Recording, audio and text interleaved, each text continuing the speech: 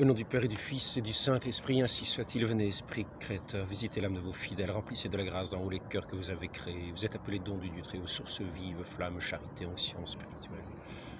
L'Esprit Saint, venez par la puissante intercession du cœur immaculé de Marie, votre épouse bien-aimée. Je voudrais aujourd'hui, au nom du Père et du Fils et du Saint-Esprit, ainsi soit-il. Je voudrais aujourd'hui revenir sur ce sujet si fondamental dans notre humanité, dans la création, dans cette création voulue de Dieu, du mariage. Beaucoup de lumière. Je demande la grâce d'en parler avec vigueur, avec force, sans fausse honte, en allant directement aux choses essentielles, si importantes, si fondamentales, si capitales. Si nous ne voulons pas en venir à des sociétés qui sont des sociétés perverties, des sociétés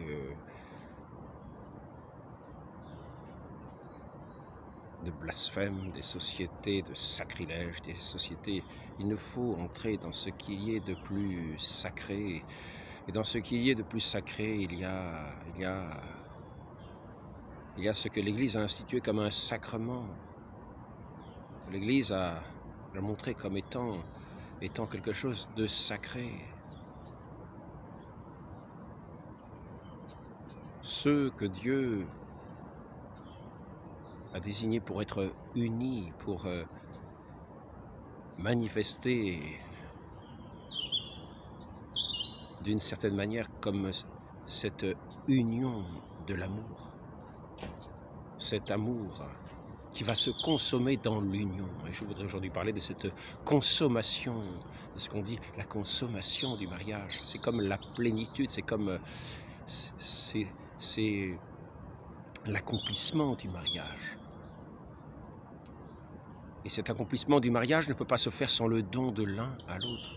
Cet accomplissement du mariage, c'est le don de l'un à l'autre accompli dans ce qu'il a de plus ultime, de plus accompli. Et c'est pour cela qu'on peut l'appeler la consommation du mariage. Et cette consommation ne peut pas se faire sans qu'il y ait ce don des époux, de l'un à l'autre. Ce don sans retenue, sans réserve. Et les époux vont s'échanger les alliances, recevoir cette bénédiction de Dieu, va sceller devant Dieu cette union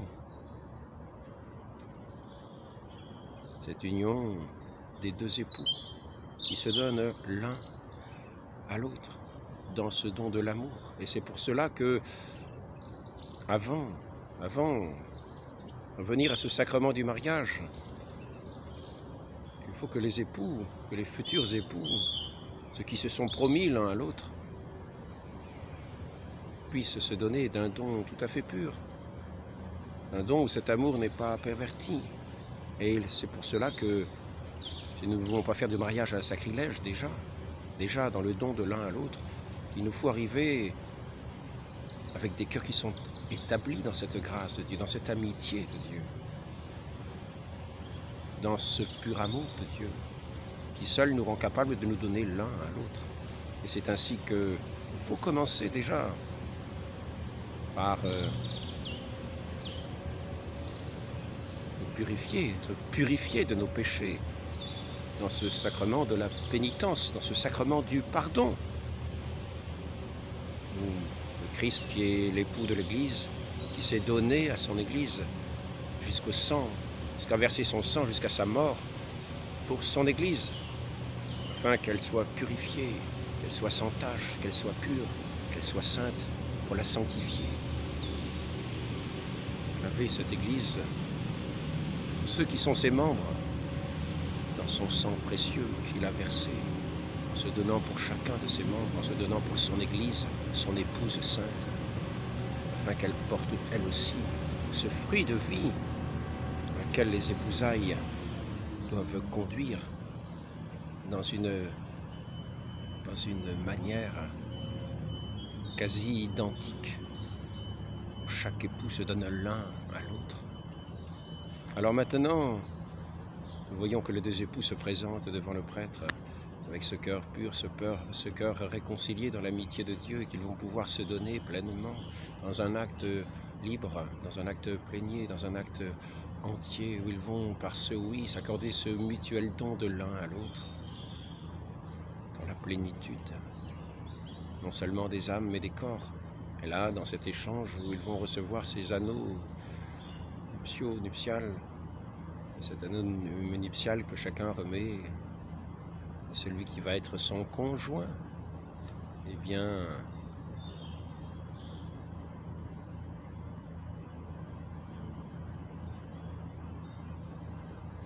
ce don total est déjà engagé dans cette parole, est déjà fait dans cette parole. Il faut ensuite qu'il s'accomplisse dans sa totalité. C'est ce qu'on va appeler la consommation du mariage. Et là, je voudrais parler de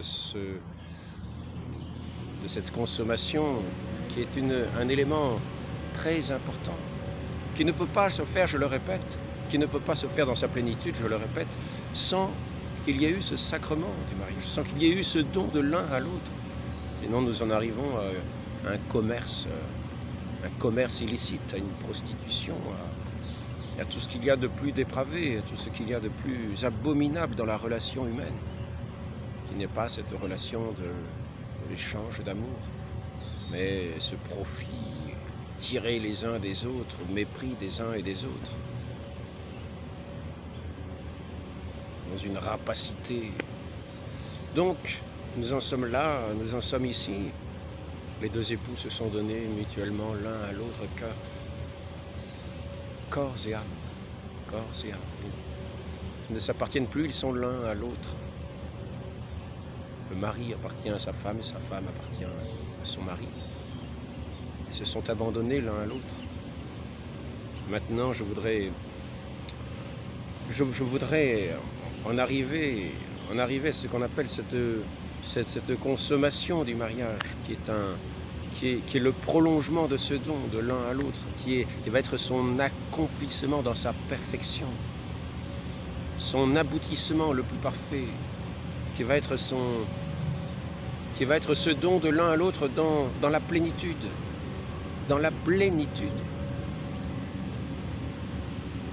l'abandon d'un époux l'un à l'autre. Il se présente déjà, je voudrais dire, sans fausse pudeur,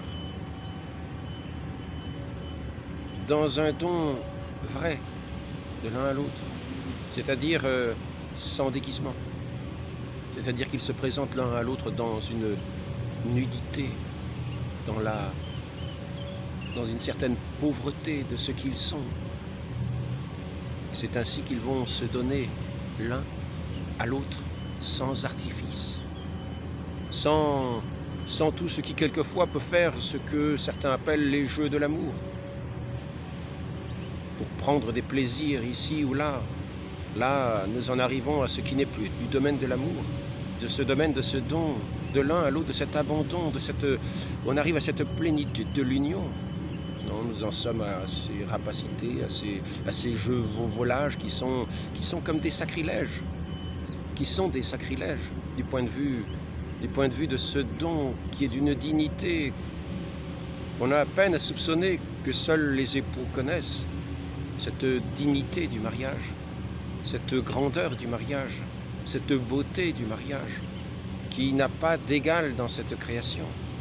Cette beauté de ces époux qui sont à la fois enfants de Dieu, qui sont pleins qui sont ce temple de l'Esprit Saint, qui sont pleins de la grâce divine, et qui vont dans cette grâce divine se donner mutuellement dans un accomplissement corps et âme, dans une union des corps, pour ne faire plus qu'une seule chair. C'est vraiment un abandon, un don de soi total, entier, et qui atteint cette plénitude dans une confiance. C'est ce qu'on peut appeler des épousailles. Des épousailles, ce sont vraiment des époux. Des épousailles,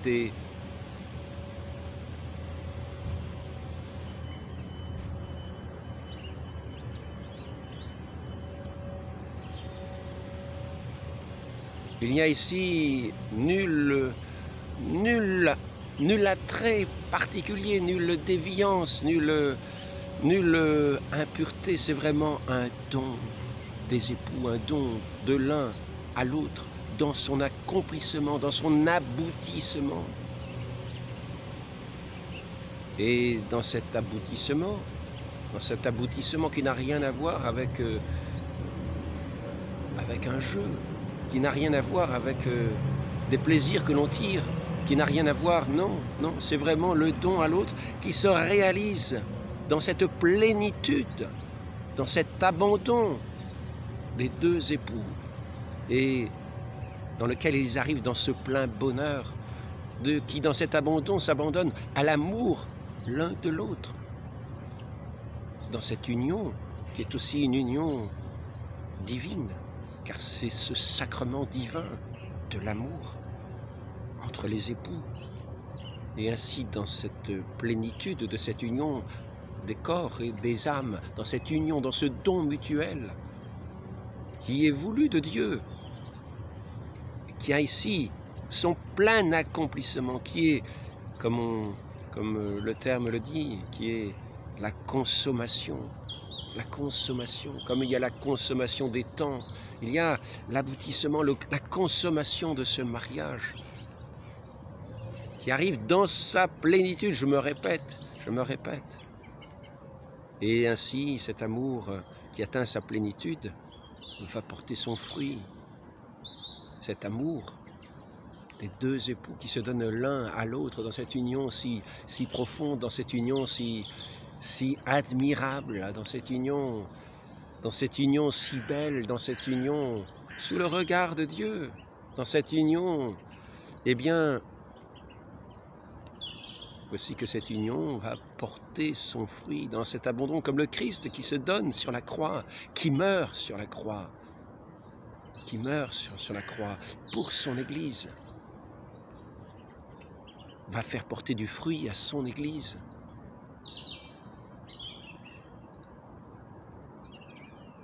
En versant son sang, jusqu'à verser tout son sang pour son Église, comme dans une mort, dans un abandon, qui est un abandon véritable. Père, Père, pourquoi m'as-tu abandonné, dit-il. C'est un abandon total de l'amour, dans la pure confiance et dans la pure paix, parce que c'est une certitude que cet amour, ou cet abandon, est reçu par un autre, qui nous reçoit dans cet amour, dans cet échange de l'amour, qui est la vie de l'amour, qui est la plénitude de l'amour, qui est la circulation de l'amour. Cette circulation de la charité qui va donner un petit être nouveau, une créature nouvelle, comme notre Seigneur Jésus-Christ sur sa croix va faire jaillir de son côté ouvert, de son sang qui coule, de cette mort, de son sang versé, une créature, des créatures nouvelles. Il se donne pour son épouse. Et son épouse, de la même manière, doit se donner à son Dieu, à ce Christ qui s'est uni d'une telle manière à elle, jusqu'à sa vie donnée. Et nous-mêmes, dans ce mariage, c'est un tel don qui est fait. Les époux sont indissociables, ils sont unis à jamais. Ils sont unis dans une union des cœurs, dans une union de charité qui fait qu'ils ne sont plus deux, mais plus qu'un seul. Et cette relation, bien sûr, demeure toujours. Parce que les époux se côtoient au quotidien, ils sont dans cette même union. Dans cette même union, même si ce n'est pas toujours l'union des corps, c'est l'union des cœurs toujours, dans la pureté. Si cette union des corps est allée à son accomplissement, si ce don a été vraiment consommé entièrement, eh bien c'est la preuve que cet amour a été pleinement consommé. Et que les époux sont unis dans la vraie charité, dans le vrai amour. Non pas dans un esprit de plaisir que l'on volerait, que l'on déroberait aux uns ou aux autres, dans des jeux de l'amour qui ne seraient pas l'amour, qui ne serait pas le don, mais qui serait un sacrilège, un mépris du don, un mépris de l'autre, comme quelqu'un qui viendrait devant le Saint-Sacrement de notre Dieu et qui proférerait qui s'amuserait en proférant en faisant des sacrilèges, en proférant des blasphèmes, en toutes sortes de choses impures, impudiques, néfastes, mauvaises.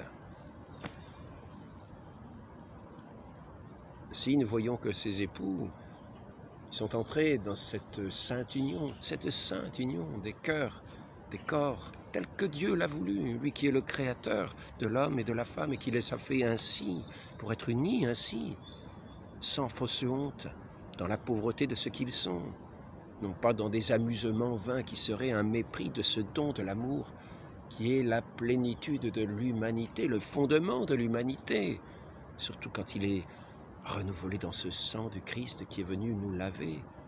Et ainsi le fruit de cette union, cet enfant, ce nouvel enfant, cette création nouvelle qui naît de cet amour si beau, eh bien cet enfant portera en lui, ne sera pas dans la pureté du cœur, il portera en lui l'empreinte de ce péché des générations, de ce péché originel dont nous sommes tous héritiers.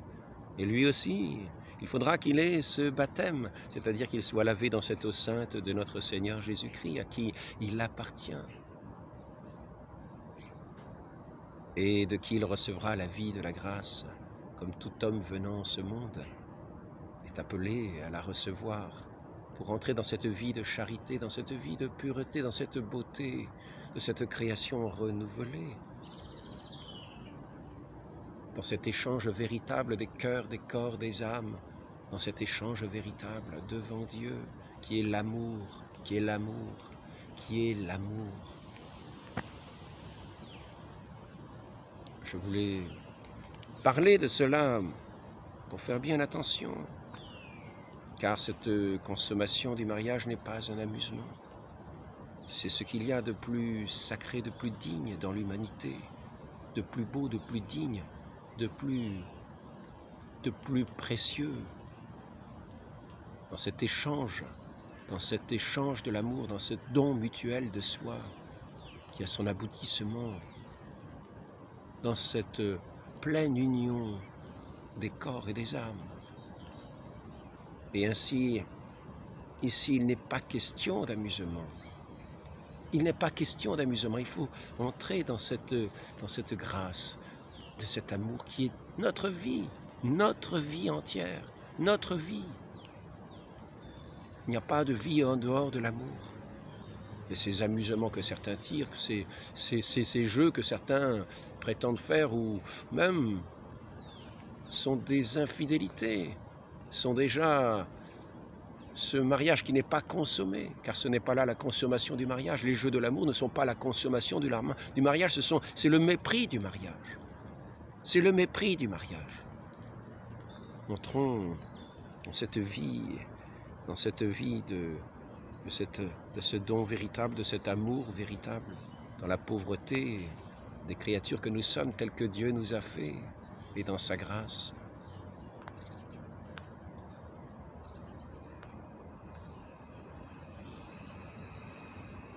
Ainsi, les époux sont l'un à l'autre, comme l'Église est à son Christ, est à son époux, notre Seigneur Jésus-Christ qui s'est livré pour elle et sa vie est en lui.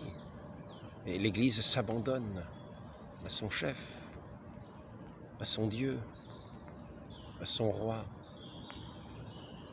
et toute sa vie est en lui. Et le Christ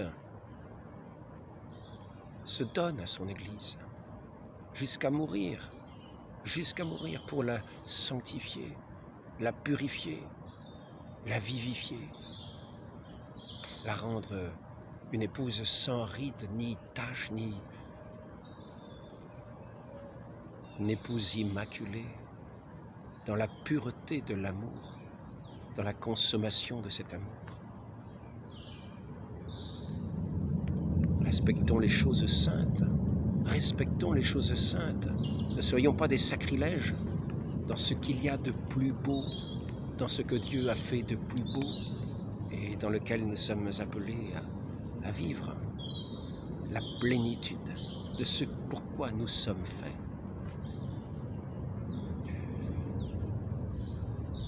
Ainsi, cette vie de charité, comme je le disais au précédent entretien, pourra, elle qui est vécue dans la vérité, dans la pauvreté, non pas dans le sacrilège de ce qu'il y ait de plus saint, se répandre véritablement dans sa dignité, dans la dignité de sa beauté, de ce qu'il est, de ce qu'il y a de plus précieux et que nous donnerons,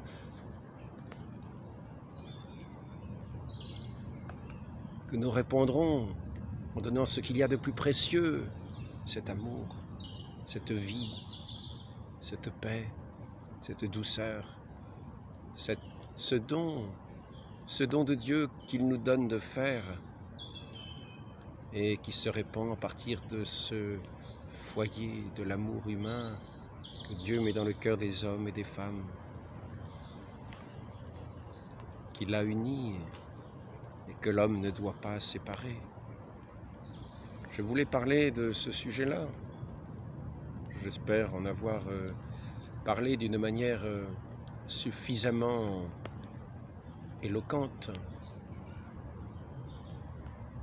pour ne pas traiter ce mariage si saint, cette union si sainte à laquelle l'homme et la femme sont appelés, afin qu'ils ne soient pas souillés comme on le voit aujourd'hui, qu'ils ne soient pas pervertis, mais qu'ils soient préservés dans ce qu'il a de plus beau, de plus noble, de plus pur, de plus vrai, de plus juste. Demandons cette grâce à la très sainte Vierge Marie, de demeurer comme ainsi dans cette pureté de cœur, dans cette union véritable des cœurs, et pour les époux des cœurs, des âmes, des corps, véritablement ce que Dieu a uni, que l'homme ne le sépare pas, que les sociétés ne le séparent pas, qu'il ne soit pas saccagé par les renards et les loups ravissants, qui, sous les sourires d'un faux amour, viennent bouleverser des vies, les piétiner.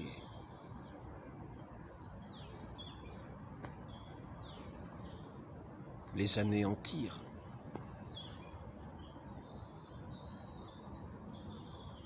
Tant que nous sommes dans la fidélité,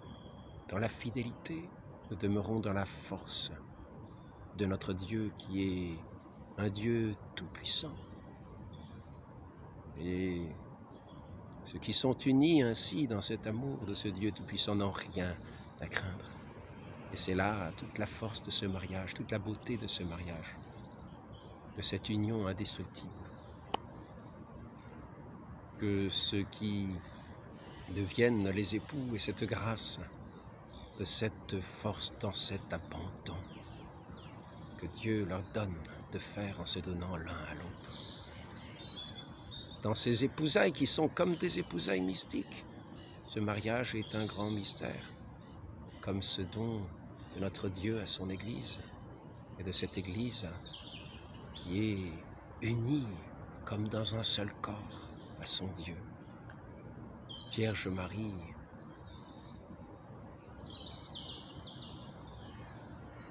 ô Marie, conçue sans péché, Sainte Vierge, immaculée, donnez-nous ce cœur pur pour entrer dans cet amour pur et éternel. Ainsi soit-il. Au nom du Père et du Fils et du Saint-Esprit, ainsi soit-il.